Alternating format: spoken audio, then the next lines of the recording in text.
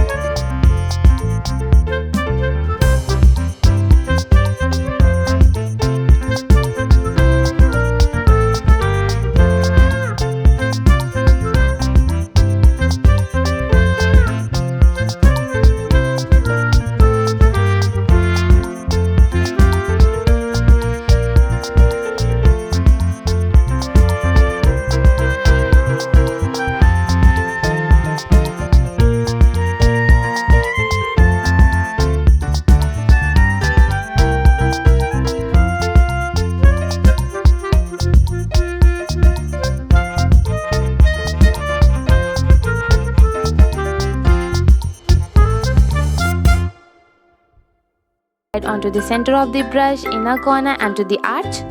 And to finish off your rainbow eye makeup look, apply mascara or false eyelashes onto your actual eye. See you next time next week on Thursday. Thanks for watching.